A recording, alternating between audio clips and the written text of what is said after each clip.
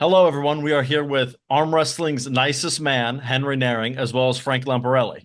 In this interview, we're going to talk about many topics that you've probably never heard him ask before, including his party animal tendencies, stuff about him drinking, all kinds of crazy things. You're going to hear some very interesting things in this interview, so make sure to watch it to the end. Does that sound good?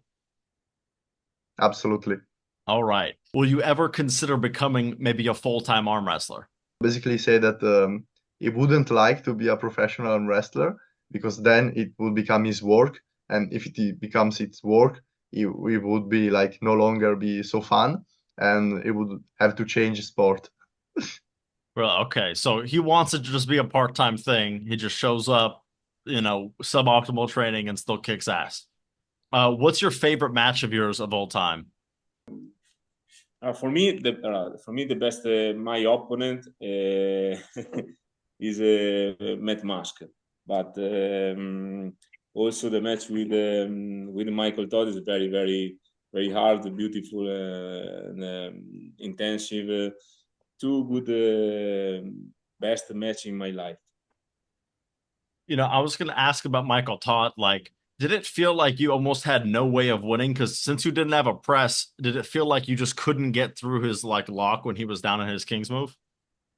He said that he really considered the match as like, so first of all he started like super polite, and he said that for him it is not a problem to stop like Michael Todd very high, because using his frame, his top roll, his hand, he felt very good at stopping Michael Todd here. And then he said that he really thinks that the match could be considered a draw, at least for him, because he felt that a lot of foul in like losing position were not called, and like they even removed the round from he won a round, and then they changed the score back. So if it's Yeah. that like he didn't, even if the score at the end might say otherwise, the match, if you really watch it, was different from what the score might suggest. Yeah, it was a very, very close match. Even though the score was 3-1, it was definitely back and forth. And like I agree with him, it was kind of a draw. Mike would go in for his press, but then the moment that failed, he'd go into his King's move. And after that, he made no forward progress, and Frank made no forward progress. It was just like you couldn't he couldn't get through Mike's King's move, and Mike couldn't get through like Frank's height. So it was just kind of like, it was truly a draw. That's actually a excellent point. All right, so next segment we're gonna do something I call overrated, underrated. I'm gonna ask him if thinks something is overrated or underrated, and he can give his opinion on it. Translate that, Yeah, and then I'll give him the yeah. topic. All right. First things first, steroids. It's steroid. So he said that first of all, it is like the easy route, and he advised anyone, especially kids, like not to do it. He said that he himself is completely natural. Frank, se vuoi confermare di semplicemente che sei natural. No, io sono nato mai prigioniero. So No, Frank no, is no, natural, assolutamente no. and he said that he never did anything, and he never will be. He doesn't plan to start now that he's 45. So he said that he doesn't judge anyone that use steroids. He's simply stating that in his opinion, they are not overrated. They do indeed work. And he brought an example. He said that there is this very strong Italian puller, Gabriele Giordanella. He had a match on East versus West Challenger, and currently he weighs like around 90, 95 kilogram. And Frank said that if you take someone like him, so a strong puller, so not like a completely nobody, someone that already knows how to pull and has like a good genetic, good structure, and if you take him and he gains like 20 kilogram of muscle, it will become very, very scary for someone like him. So they do indeed improve strength. And he also mentioned that when he does a competition, for the week after, he's like in so much pain. Even at the national, even if he has like easy match, in the days after, he really can't train in the gym, and it takes a while to get back Anche to the dopo strength level l'allenamento che where he abbiamo was. fatto insieme. So he said that, but this might be a problem of his because he never trained that hard. So maybe his physique is not used to that much load of work. And he also mentioned an interesting thing. He said that he trained as much from Matt Mask to now that he trained in the 10 years before that.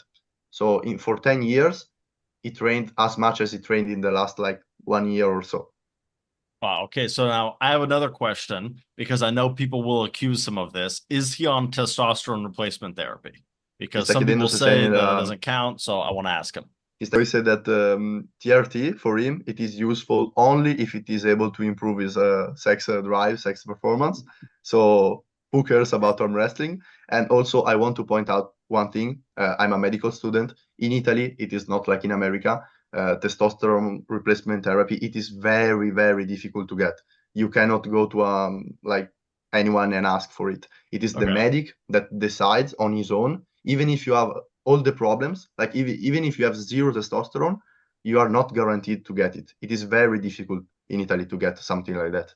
Okay. So to be clear, just to be 100% clear, he Yeah, he is claiming never he took takes anything. absolutely Yeah. nothing, no testosterone replacement, no peptides, no juice, zero. Zero. Okay. And I'm not saying I agree. I'm not endorsing anything. I just want to make sure that his stance is clear so people in the comments don't start starting conspiracy theories. That's what Frank is saying. So Franks wants to point out that this year, for training for Matt Mask, Michael Todd, etc., it is the first time in his life that he took creatine while training and like beta-alanine, because in his whole life he only took protein, and even then like not so much. All right. So my next question, if it isn't steroids that gives him his power, is it his genetics? So he's saying that his dad used to be strong at arm wrestling. Of course, he's speaking about like bar arm wrestling. Yeah. And he said that he always had an amazing bone structure. For example, when he was like 11, 12, the medics told him that his bone structure was already developed as an adult, like as a 20 years old. And even his sister, I don't know if you knew that, but he has a sister. She always was like top in Italy as well. So he said that it's really like a genetic thing. He really had like very thick bones since a young age. All right. Thank you very much. So I do believe that certainly his lack of steroids is much more believable in the context of the fact that he's so clearly genetically gifted. All right. Oh yeah, translate that to him. He said that first of all, he never got injured in his whole like career, because he thinks that when you're not using steroids, your muscle are like naturally developed, so you don't like you don't surpass the limit that your tendons, your joints can hold on. And he said that during the 20 years that he have been in this sport, he has seen a lot of people that like went over their genetic limit and then got injured, like elbows, ligaments, shoulders, stuff like that. He said that since he's natural, his muscle never became too strong to injure him. And this was his first point. Then he mentioned another thing that I already knew, but it is pretty important to explain, that in his family, basically everyone died very early due to cardiac problem, due to heart problems. So he said that he's already 45, and what's the point of risking his life for a couple of €1,000? So he said that if it was like 1 million, stuff like that, maybe someone can start thinking and say, oh, I can like put my whole family for life in like good condition. But he said that he has a good work and he doesn't miss anything. So what's the point of risking his life when he knows that there is that risk, because everyone is in his family had the heart problems for a couple of like $1,000? And he said that he doesn't agree, like he would not do it, but he understands people from like Eastern Europe that maybe are poor, and for them 5,000 euros, it is like bigger money compared to him, and even maybe to give money to the family. He see the point of making that choice. And he said that if he was like super poor, that he couldn't even eat, instead of like selling drugs, if he had a good body, he'd rather choose like the athletic path to earn money and maybe sustain his family. But for all those reasons, like he doesn't need money, and the problems like heart problems in his family, it really doesn't see the point for him to follow this path. All right. I'm going to ask him an interesting hypothetical question that I just thought of. So, totally natural. He's 45 and he's never taken training too seriously. If 20 years ago he decided he wanted to blast steroids and become 150 kilos, does he think he could have beaten Levan? He said that it is impossible to know for sure, but he said that a lot of people that know him say that if he did the same, he could actually be like top 3 in the world. And he said that Levan used to compete against him in the 110 category. And he said that it is impossible to know, but a lot of people that know him made the exact same reasoning and told him that like he could have been up there. All right. But of course he's humble, so he would never say that he would whack Yeah. Levan 6-0. All right. What are Però his Frank two? ha detto che sappiamo tutti che batteresti Frank 6-0, Levan 6-0 e che sei troppo umile, quindi non lo dici. Sì, a Fantasilandia. All right. Go What are ahead. his 2-year goals in arm wrestling? Quali sono i tuoi obiettivi per i prossimi 2 anni? Restare vivo. Staying alive. Okay. Does he have No, anything that he'd diciamo... like to get on the table? Allora, diciamo... So, of course, he's humble. So he said that he doesn't have anything in mind, like super matches related. If they offer him, if he's given again this opportunity, he will take it. But his goals are really like the national championship in Italy, the European championship, and the WAF World.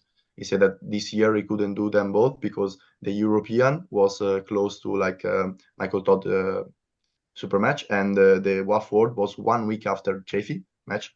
So he had to skip them both, and the plan for him it is like to go down to 110 kilogram and compete at WAF. So I had another question about the Dave Chafee match, actually. Does he think that if that match had been maybe 4 rounds, or if he'd gotten one more go, does he think he might have won that match? Because that was very close there at the end. Props to Dave Chafee because he was super strong in the first round, but he feels that like in the third round, Chafee's arm power was completely gone. He said that it felt like night and day. The arm was completely gone, and he said that since in the same night there were some other fouls like at 1 centimeter from the pin pad that were called as normal fouls and not fouls in losing position. He thinks that even for the show, for the people that have paid to watch that match as well, it would have been the better choice to give him a foul, and he thinks it was a foul and not a foul in losing position, and that he's not sure that he could have won the match, but he thinks that he could have won that round for sure, and it would have actually been like a way better product even for people watching because he's sure that he can't say that he would have won, but it would have been a war. I kind of agree that I think that might have been 3-2 had they called that. Like that was a very small difference right there. But the moment I was watching live, the moment he cracked his wrist down there at the bottom, I remember feeling like that should have been a foul, and them calling it losing position. I was kind of like, okay, I guess we'll go to the next match. But when I was watching that, I definitely felt like he had a solid shot there. But anyway, Ha detto that's the way it goes. he's saying that overall he's happy to have been there and to have been given that opportunity. And even if you lose, you have lost against a champion. So still to keep that in mind. But he said that foul is like he thinks about it because like 2 matches after there was Camille against Todd, and like there were fouls called like that close to the pad, and like he feels that it could have been called a foul and not a foul in losing position. But go on with another question because otherwise getting too late for him. All right. Who are his favorite arm wrestlers to watch, and who does he not like watching? So he said that he really likes to watch Bortolato and Matt Mask, and he has known Bortolato for 20 years or more, and he likes them because he likes that tantrum they throw off. But he said that on the other hand, he doesn't like to watch Devon because with Matt Mask there is that show, but he said that it is because how long it goes on, and he said that you can do that type of stuff, but they have to end in a fairly quickly like time frame, and if it is dragged on for like the whole match, it becomes like too heavy to watch, like almost boring, and then it becomes like forced. And he said that if you almost get to a brawl, it is fun to watch, but it has to be short. All right. Okay, is there any reason he's so absent from social media? Would he even like be willing to upload just like short training videos just like every now and again? Like I'm sure people would be very interested in watching. So first of all, he said that he really doesn't understand how phone works. He learned yesterday what an emoji was. So yeah, and he said that he finds arm wrestling training so boring. He said when I open social media and see people that I follow training, I skip over immediately because what's the point of watching a sweaty dude doing the same shit over again? And they all train the same way. They all do the like crazy stuff. And he said that he still doesn't understand why people keep doing this crazy motion that he said that is useful only to lift like grocery bags, and why people have to like injure their back to do this type of shit, and he doesn't understand why they can like lift so much. He tried, he went up to like 30 kilogram, and he said like no, 30 kilogram is my maximum, and he doesn't understand how they are able to lift so much. But he said that it's like what doesn't even train, and they all like look stupid trying that lift over again. So he thinks the Devon Larratt lift is like ridiculous. Pensi che sia Sì. inutile quindi quell'esercizio? Esercizio. Ah! No, lascia stare. Yeah, I think that he thinks that way. All La right. cosa più bella di quell'esercizio sono le infradito che indossa quando fa l'esercizio. The best thing about that exercise is the flip-flops that he wears while doing it. All right. Well, I can't say that he's wrong, but like how do I say it? One thing that's great about arm wrestling is there's so many different thought camps. Devon Lara would say he's ridiculous for saying his lift is stupid, and Frank thinks it's like to lift groceries. So it's just like I don't know. It's just kind of fun how there's so many, and they're both world champions. There's so many different ways to become so good, right? So translate that. We'll move on to the next one. The word is beautiful because it's different. Tell him to upload a picture on social media of him lifting groceries in the Devon Larratt pronation style. That would be so funny. Ha detto che adesso ti tocca mettere una foto su Instagram dove stai tenendo la busta della spesa messo. La farò, la faccio, guarda. Domani se riesco la faccio. He said that he will do it.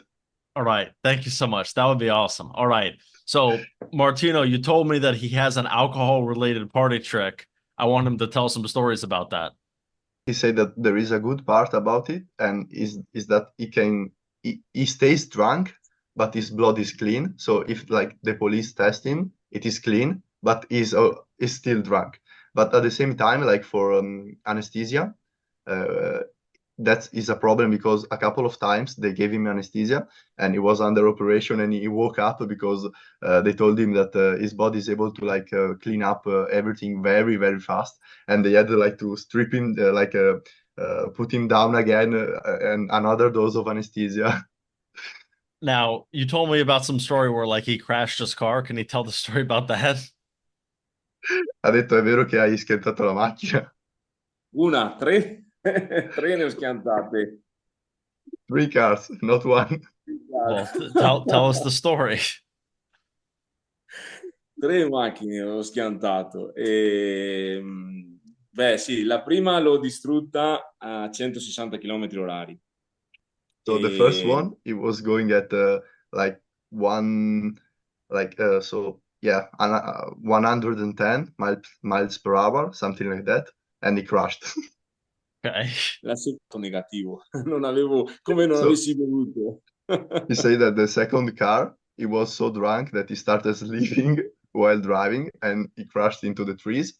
And then the police immediately checked his blood, but thanks to his superpower, he was already clean. So he was So they clean. thought he was just an idiot and just crashed his car. Yeah, or maybe too much like sleep. Okay, and then his third one? And third one, la terza. No, la terza è un incidente normale, distrutta in parcheggio, mi hanno preso in pieno con la macchina mentre uscivo da uno stop, And the third guardo one, not his fault. quindi insomma... He was exiting the parking, and another car like crashed into him. Okay. That's funny. I mean, one time actually, random story, I was on a date with a girl and she told me that she's gotten into 4 car crashes. But she said, "Oh, but none of them were my fault." And now I get to hear like the other side of the story of like a guy who's like, after his first 2 crashes, I'm a little skeptical about the third one, but I'll take his word for it. Ha detto Um, che di solito le persone dicono: "Oh, non è mai colpa mia", invece ha detto che te, cioè tipo No, 2 su no, 3 hai tutte le detto è volte è colpa colpa mia. mia, tutte mie. He's saying that every time is his fault. okay. What is his most controversial arm wrestling opinion? He said that he wishes that less people use gear because in WAF there are around like 15% of people get caught every year, and to enter Olympics you need to be below 2%. And he says that we have like sport like breakdance and not arm wrestling only because people keep using stuff at WAF. So that's his opinion, that people should stop using juries. Well, I don't think that's very controversial, but absolutely, I totally agree. If people would stop doping, we could maybe be in the Olympics. That would be kind of cool. All right. Last question. Who is the best arm wrestler that he is confident that he could beat? He said that he's sure that he can beat Devon because if you pay close attention, every time that someone defeated Matt Mask, Devon asked for a match and avenged Matt Mask. But when he beat Matt Mask, Devon stays silent and he didn't challenge him. So Devon is afraid of him, and this proves that Frank can beat Devon. Man, everybody wants a match with Devon, but I will say that would be kind of interesting. I think Frank's got a good style, very strong hand. Probably couldn't get curled into a hook. I could see that maybe being Oh, interesting. a very interesting thing that Frank told me the other day. Frank never lost a match while getting top rolled. Despite him not even training his wrist, he never lost a match while getting top rolled. Even Georgi Svetkov, Yeah. if you go to see the match, Svetkov did like hooked him at the end because he couldn't top roll him. Okay, that could be interesting. So that's his call out. That might be the thumbnail. All right. Thank you very much, Frank. And I was going to ask if they've made it to the end of the interview, they should probably subscribe, right? Ha detto: Siamo arrivati qui alla fine, dovrebbero iscriversi per vedere il video."